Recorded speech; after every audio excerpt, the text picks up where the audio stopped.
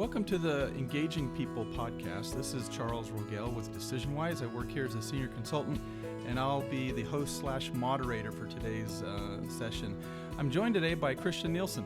Hello, Charles. Christian is the Vice President of Consulting Services here at DecisionWise, and what we're going to do today is get to know Christian a little bit better. So, Christian, I'd like to take some time to have you kind of introduce yourself, understand your background and history and kind of the work that you're doing here.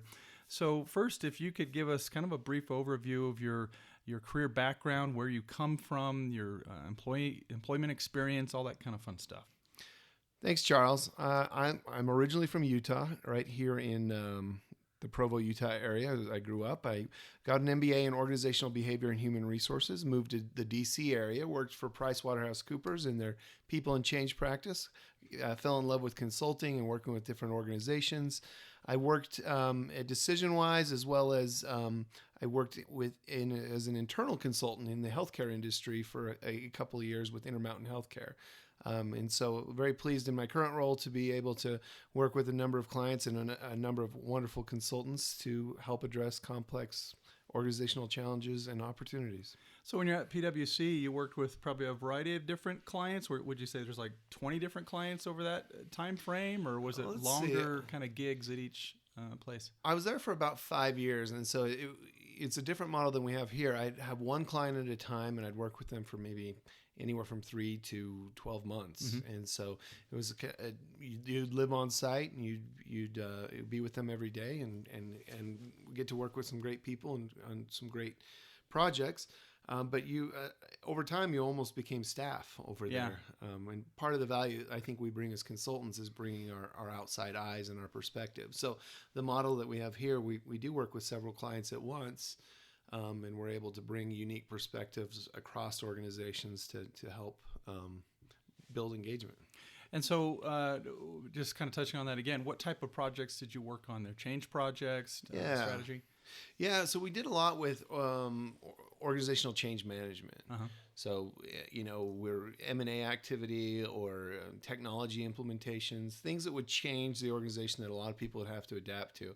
And so it was a really great experience for me to learn that change is hard for people. Yeah. Even small changes can be perceived as large organizational challenges. And so to really get some exposure to change management methodology and practices was a really wonderful experience for me. And so tell me about your role now here at DecisionWise as Vice President of Consulting Services. It's a really fun role because I get to play in a few spaces. One, I'm really a player coach. I have my own portfolio of clients, and some of them I've worked with for a number of years. But I also get to help shape our consulting approach and help make sure that we've got the right products and services and that we're delivering a consistent experience for our clients. So I love that I'm still client facing, that I still get to go in and work directly with organizations, but I also like that I get more exposure to our wonderful consultants here and get to have an influence there. Okay. And so a lot of consultants here at DecisionWise kind of come from different backgrounds, have kind of a different toolbox that they bring to the organization, kind of things that they lean to when consulting with clients. So I was curious to understand, your philosophy on engagement and leadership, and then how that impacts your approach in terms of working with clients. Yeah, my philosophy on engagement has really evolved in the last several years where, in terms of we're helping organizations build engagement. Yes, we are, but my philosophy has evolved to where I actually realize we're not just building engagement, we're building an invitation to engage. Mm-hmm. An organization can't force people to engage. If we could do that, we could charge a lot more, which right. But it wouldn't be, that sounds very sinister. But what we can do is we can help build the most compelling invitation for employees to engage. What can the organization do? What can the manager do to help create an environment in which employees want to bring more of themselves to their work, to engage in the experience? And so just having that lens shift has really helped me understand how we can help build that invitation and help leaders think about engagement from a different angle. Excellent. And then lastly, what are some of the projects and clients that you're working with right now? Anything exciting going on? Well, yeah, I've got, what's been interesting is, as I came from PwC working with one large client at a time and then going to the next one, here I get to work with several at a time. And where we've been going is we're getting larger clients in the mix. And we've always done big projects, but I think we're doing more and more of those because our approach is being recognized and appreciated by a larger market. But we still get to work with organizations that you might say are smaller. So I have clients anywhere from a couple hundred people to tens of thousands of people, and so the diversity of experience is part of the job I love the most. Right now, I just finished up a survey with a large retail organization, and we worked across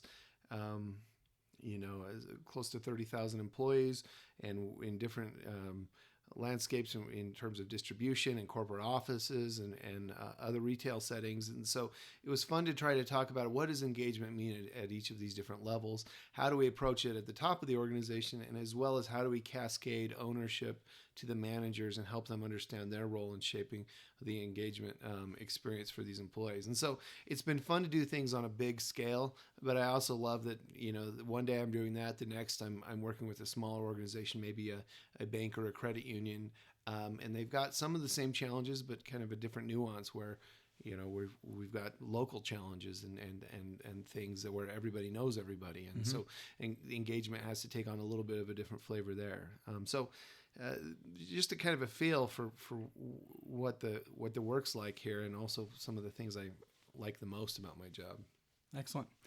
Well, thanks, Christian. This has been really interesting. Anything else you want to add about your experience here, the type of work you do, advice for clients? I think when you're looking to approach engagement, whether you're driving this from a senior leadership role or from an HR leadership position, think through what is the organization ready for.